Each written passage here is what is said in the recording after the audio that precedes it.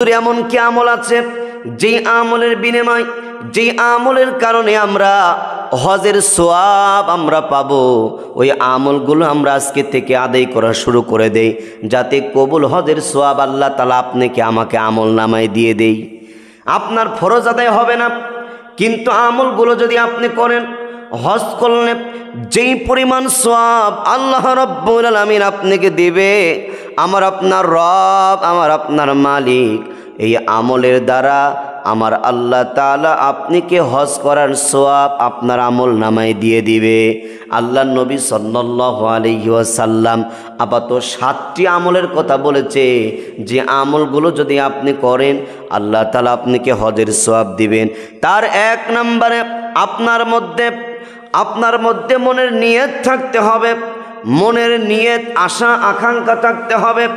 শুধু নিয়ত থাকলে হবে না, আপনার ইচ্ছা থাকতে হবে, আপনার চেষ্টা করতে হবে, আপনার অন্তরের মধ্যে সহি নিয়ত থাকতে হবে, অন্তরের মধ্যে সহি নিয়ত থাকতে হবে। আপনি নিয়ত করেছেন আমি যুদ্ধের ময়দানে যাব, আপনি যদি যুদ্ধের ময়দানে যদি নাও যেতে পারেন, নিয়ত করেছেন, যাওয়ার ইচ্ছা প্রকাশ করেছেন, আপনি যুদ্ধের ময়দানে যাওয়ার আগে যুদ্ধ যখন আপনার বিরতি হয়ে গেল, যুদ্ধ বিগ্ধ যখন বন্ধ হয়ে গেল, শেষ হয়ে গেল, যারা শহীদ হয়েছেন শহীদ হয়ে গেলেন, যারা এরকম নিহত হয়েছেন নিহত হয়ে গেলেন, আপনি যে মনের নিয়ত যে করেছেন আমি যুদ্ধে যাব, আপনার যুদ্ধে যাওয়ার সওয়াবটুকু আল্লাহ আমল নামায় দিয়ে দেবেন। সুবহানাল্লাহ। এই জন্য আপনার মনের নিয়ত 1 নম্বরে প্রত্যেকের হজ করা মনের নিয়ত থাকতে হবে, মনের নিয়ত পরিপূর্ণ নিয়ে থাকতে হবে। 2 নম্বরে 5 ওয়াক্ত নামাজের পূর্বে বাড়ি থেকে ওযু করে যদি মসজিদে যেতে পারেন, নবী সাল্লাল্লাহু আলাইহি সাল্লাম বলেন এত বড় পরিমাণ সওয়াব, হজ করার যে সওয়াব, কবুল হজের যে সওয়াব ওই মুসল্লির আমল নামায় দিয়ে দিবেন। সুবহানাল্লাহ।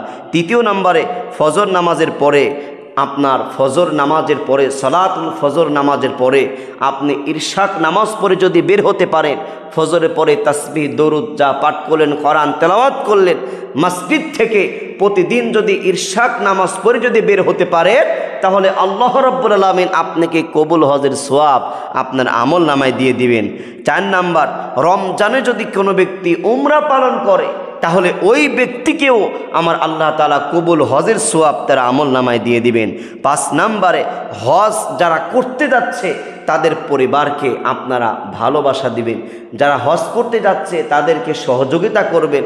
আমার পাশের বাড়ির একজন ব্যক্তি হজে যাচ্ছে, আমি তার পরিবারের খোঁজ খবরটা নেই, কি আপনাদের পরিবারের কি অবস্থা, ভাই তো নাই, কিংবা আপনাদের পরিবারের ছেলে সন্তানদের কি হালত, আপনি পরিবারকে যদি হজকারী ব্যক্তির পরিবারকে যদি মহব্বত করেন, ভালোবাসেন, তাহলে যদি সহযোগিতা করেন, নবী সাল্লাল্লাহু আলাইহি সাল্লাম বলেছেন ওই ব্যক্তি আমার ওই হজকে ভালোবাসে, আল্লাহর বিধানকে ভালোবাসেছে, ফরজকে। নিজে হজে না যেতে পারলেও ওই হজ করা ব্যক্তির ওসিলায় ওই হজ কবুল হজের সওয়াব তার আমল নামায় দিয়ে দিবেন। সম্মানিত ভাইরা আমার, সর্বশেষ আপনার তাসবিহিন ফাতিহিন, আপনার সুবহানাল্লাহ 33 বার, আলহামদুলিল্লাহ 33 বার, আল্লাহু আকবার 34 বার যদি আপনি পাঠ করেন, আল্লাহ তাআলা আপনাকে হজ করার সুযোগ করে দিবেন, আপনাকে সেই পরিমাণ অর্থ দিয়ে দিবেন। আর যদি আপনি আমলগুলো করতে থাকেন, শেষ পর্যন্ত হলেও আল্লাহ রসুল সাল্লাল্লাহু আলাইহি ওয়াসাল্লাম স্বপ্নে যোগে হলেও আপনাকে আল্লাহ নবীজি দেখা দিয়ে দিবেন। আপনি যদি এলেম অর্জনের জন্য ঘর থেকে বাড়ি থেকে বের হয়ে যান, কোরআন শিক্ষার জন্য যদি বের হয়ে যান, তারপরে আমার আল্লাহ তাআলা হজ করার পরিমাণ, এত পরিমাণ সওয়াব আপনার আমল নামায় দিয়ে দিবেন। সুবহানাল্লাহ। সম্মানিত ভাইরা আমার, যার অর্থ আছে, যার সম্পত্তি আছে, ওই ব্যক্তি যদি হজ না করে, নবী সাল্লাল্লাহু আলাইহি সাল্লাম বলেছে যেই ব্যক্তি অর্থ আছে, সামর্থ্য আছে, ওই ব্যক্তি আমি নবীজি রওজার পাশে আসলো না, ওই ব্যক্তি হজ করতে আসলো না, আমি নবীজি বলে দিলাম ওই ব্যক্তি ইহুদি হয়ে মারা যাক, আমি নবীজি তার উম্মত বিলি কোনো দাবি করব না। এত বড় কথা আল্লাহ তাআলা কোরআনের মধ্যে বলেছেন, ওয়ালিল্লাহি আলান নাসি হিজ্জুল বাইতি মান ইসতাতা ইলাইহি সাবিলা।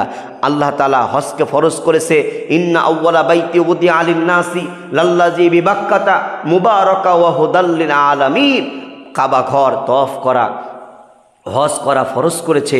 আমরা প্রত্যেকে চেষ্টা করব আল্লাহ তাআলা যেন আমরা হজ করার চেষ্টা, আমাদের নিয়ত এবং এই 60টি আমল আমাদের মধ্যে যদি থাকে, স্বপ্নে যোগে আল্লাহর পয়গম্বর আপনার সঙ্গে আমার সঙ্গে দেখা দিবে। আপনাকে আমাকে আল্লাহ তাআলা কবুল হজের সওয়াব আমাদের আমল নামায়